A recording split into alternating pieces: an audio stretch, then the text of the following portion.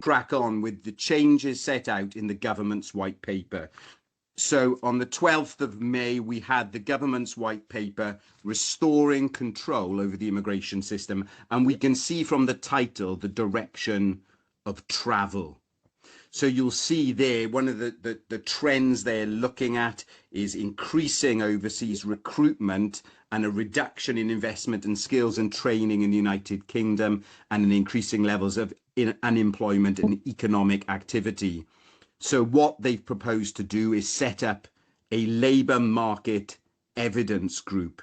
What they're also going to do is make sure key sectors where there's high levels of recruitment from abroad have a workforce strategy, and employers in that sector will need to comply with that workforce strategy. But here's some of the big changes. Now, what I should say is this is a white paper. This is not law. I'm sure you've had a lot of clients panicking, emailing you, phoning you, messaging you, DMing you, and everything else, worrying about the changes. What I would say is, make sure your client base is aware of these changes. So use your social media, your newsletter, all your marketing channels to summarize these changes. Tell them they haven't come into force yet, but there are some steps that may need to be taken to get yourselves ready for them to come in force. If you work with licensed sponsors, for example, if you work with a lot of care homes who are recruiting in the care sector, you're going to need to make sure they look at their recruitment process and their planning going forward. You're going to need to make sure people are working on English language because of the increases there. So I think it's just a matter of saying this is not law yet, but there are certain steps. And for people who qualify for settlement now, qualify for citizenship now, perhaps want to make Article 8 type applications outside the rules, it might be worth making those applications now. So encourage your clients to do that. So they're going to lift the skilled worker threshold back up to RQF6. So it's going up from RQF3 to RQF6 now. So it's going to be degree level and above. That will reduce the number of skilled eligible occupations by 180. Look at paragraph 69. Please, please, please make your clients aware of paragraph 71 of the white paper. This is the transitional provisions. So it says this: in relation to those already utilising the skilled worker visa, from the point that the skills threshold is raised, existing skilled worker visa holders will continue to be eligible to renew their visa, change employment, and take supplementary employment in currently eligible occupations below RQF6. So that's the transitional provisions. However, applicants from overseas or those applying to switch from other routes will have to follow the new rules. So 71 is the transitional provision. So that's something you can do to sort of settle down very worried clients in relation to that. Let me take you back a slide, because before we had the shortage occupation list. From April 2024, we had the immigration salary list. That's going to be abolished, paragraph 70. And we're going to have this temporary shortage list with time-limited access to the points-based system for occupations at RQF 3 to 5. So, and there needs to be workforce strategy in place, and employers need to be committing to playing their part in increasing recruitment and training from domestic workers. This now, as you know, social care has been the thing the government has targeted. So under the previous government, we had the change that came in, I think, at March last year, with care workers and senior care workers not able to bring dependents. Then we had the change in the latest statement of changes, requiring people recruiting carers to recruit first from that displaced talent pool in the United Kingdom. Now what they've said is they're going to end overseas recruitment for social care visas. We will close social care visas to new applications from abroad. For a transitional period until 2028, we will permit visa extensions and in-country switching for those already in the country with working rights, but this will be kept under review. So if you work with people with care visas or companies who have sponsor licenses in this industry, you're going to need to work with them in relation to this.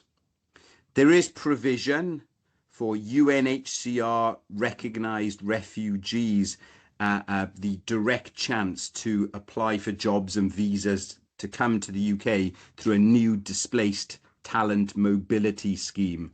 But this is going to be very limited in number And as I say, it's limited to UNHCR recognised refugees. The immigration skills charge is going up by 32%, the first time since its introduction. If you want the figures, for a medium or large firm, it's from 1,000 to 1,320. For a small firm or a charity, it's 364 to 480. There are some positive news. So if you want to put out some positive news, this is where the government is increasing provision, and this is in the area of highly skilled migrants. But of course, that again is a limited in number. So they're increasing in terms of the highly skilled routes. So look at the bullet points on paragraph 89, increasing the number of people arriving on the very high talent routes alongside faster routes for bringing people to the UK who have the right skills and experience to supercharge UK growth in strategic industries.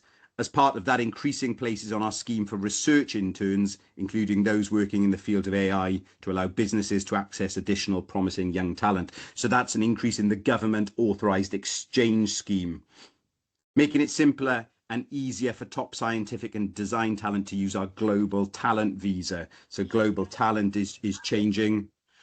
Review our innovator founder visa to ensure that it supports entrepreneurial talent currently studying at UK universities to move to into the visa so that they can build their businesses and career in the UK. So innovator founder seems to be expanding, particularly in those switching from student in the United Kingdom. They're double. Do put your microphones on mute. That'd be really helpful. Cheers. Double the number of workers that an overseas business can send to the UK with the aim of establishing a presence in the United Kingdom. So that's an increase in the UK expansion worker, increasing from 5 to 10. So that's doubling in terms of UK expansion worker. And they're also increasing the number of qualifying institutions for the high potential individual route. So those are the positive changes you want to outline to your clients. They're obviously hitting students and institutions and recruitment and accreditation bodies. These are some of the big student changes. The big one for our clients is the change to the graduate route. So at the moment, graduate route is 2 years or 3 years if you've got a PhD. That is reducing across the board, so I understand, to a period of 18 months.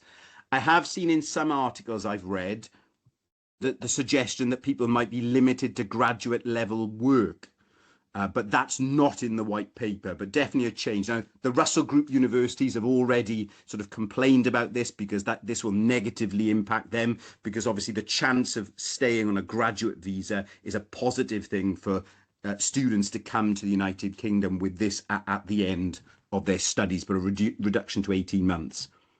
The government are targeting family migration, particularly Article 8, and exceptional circumstances, and again they're going to have a go at deportation. So that's why I say if you've got clients who don't neatly come within Appendix FM, might be a good time to make the applications now because they're toughening up. But before the end of the year, we will set out a new family policy that will cover all UK residents, including those who are British, settled on work routes, or refugees seeking to bring family members to the UK. So it seems like they want to do something like expand Appendix FM to cover all routes. So it's like a bigger family appendix covering family members of all routes. Have clear relationship requirements, and they raised forced marriage and protections from victims of domestic abuse. English language skills. So we're going to see in a minute the increase in English language requirements. And here's the thing that applies for the news today. Ensure the family unit has sufficient money to support any migrants without relying on the taxpayer through reviewing and extending the financial requirements to other dependent routes. So as we know, they'd referred, look at paragraph 149, the financial requirement to MAC. MAC reported today, I've circulated and I put on my WhatsApp channel, my Telegram channel and LinkedIn, what MAC have said. It's generally positive. So we saw the Tory government want to link the Appendix FM financial requirement to the skilled worker. But they said, well, we're not going to do it all in one. We'll do it in 3 goes. And we'll first lift it to 29,000, which is the 25th percentile of the skilled worker route. But what MAC have said, and forgive me, I'm just reading off another screen, they say this: given the family route that we are reviewing has a completely different objective and purpose to the work route, We do not understand the rationale for the threshold being set using this method. We do not recommend the approach based on the skilled worker salary threshold, as it is unrelated to the family route and is the most likely to conflict with international law and obligations, e.g. Article 8. They propose a number of different ways of looking at it, depending on whether you want to look at what somebody's living standard is to keep them above the poverty line, whether you want to make sure they're not claiming benefits, whether you want to set it on the basis of the fiscal impact to the United Kingdom, or tag it to the skilled worker, which they've said not to do. So they have come up with some suggestions. And they say MAR values that we consider reasonable that are set in this way fall in the range of 21,000 to 28,000 for the sponsor alone, depending on the method chosen. So they've set out a number of methods. Several of the methods calculated in different ways cluster around the region of 23,000 to 25,000. A threshold at this level would allow most British workers in full-time minimum wage jobs to clarify. I know somebody who's probably on this webinar today texted me this morning saying, given that's their suggestion, he can't see the government going down from 29,000, and perhaps that's where they'll stay. I wonder if his prediction is right. Mac also say we do not recommend any additional amount for families with children. They also say, look, if you're on the adequacy of maintenance test because you're on benefits, this is unnecessary and incoherent. So they recommend a reform of the adequacy of maintenance test as well. So that's worth looking at. They make some technical suggestions about where at the moment combining savings and self-employed income is not allowed, and they recommend changing there. I've posted online, but I think that's positive because I was worried. And if you came to some webinars or training by me recently, I've said, oh, I wonder actually if the government will carry on going up above 29,000. But this is a positive Migration Advisory Committee report. So again, that's positive to your client, but it'll need to go back to the government now to digest the report and say what they're going to do. Let's just bring this into land then. In terms of exceptional circumstances, the government are not happy with all the cases being allowed on Article 8 grounds or exceptional circumstances. Now, we've had Parliament tell us about Article 8 because we had the changes in the 2014 Act, which set out 117B, all cases, 117C, deportation. But again, they're saying in order to ensure that Parliament sets the boundaries within our international obligations, we will seek out a clear framework to be endorsed by Parliament for those seeking to enter or stay in the UK, including on the basis of exceptional circumstances who do not fall within the family policies. They're particularly targeting, look at this, people who get round the rules, for example, by falsely claiming an intention to come to the UK as a short-term visitor and then seeking to stay on the basis of family relationships. So if you've got a parent or a grandparent come on a visitor, now want to remain, they seem to be wanting to target things like that in the change. They're also going to strengthen the public interest in cases involving criminality. Look at paragraph 156, and they talk about legislation in relation to that. They talk about schemes like the positive Homes for Ukraine scheme and why they want to carry on those type of schemes. They also want to make reforms to the sponsorship system 176. The one positive thing there is this will include exploring making it easier for workers to move between licensed sponsors for the duration of their visa, giving them more control over who they work for and reducing the risk of exploitation. There's again, cracking down on illegal working and those who are illegally in paragraphs 230 and 236, which I've set out. These are the English language changes. So skilled worker requirement on workers where language already applies from B1 to B2. For the first time, they're introducing an English language requirement for dependent family members of workers and students to A1. 256 introduce requirements to demonstrate progression to level A2 for an extension and B2 for settlement, and they're increasing 257 across the board to B2 for settlement. So if you've got people who are looking to extend in the future, or people who want to bring over relatives, encourage clients to work on English language because the requirements are going up, both in terms of now dependents have to have it or will have to have it. So if there's people who are unlikely to meet it, make those applications now. And then requirements for extensions and settlement is going up in the future. Just finally, they're going now to this concept of earned settlement and earned citizenship. So standard qualifying period for settlement will increase to 10 years. I don't know if there's going to be transitionals in relation to that. They'll continue to have a shorter pathway to settlement for non-UK dependents of British citizens. Interesting, it doesn't say settled persons there, to 5 years, as long as they've remained compliant.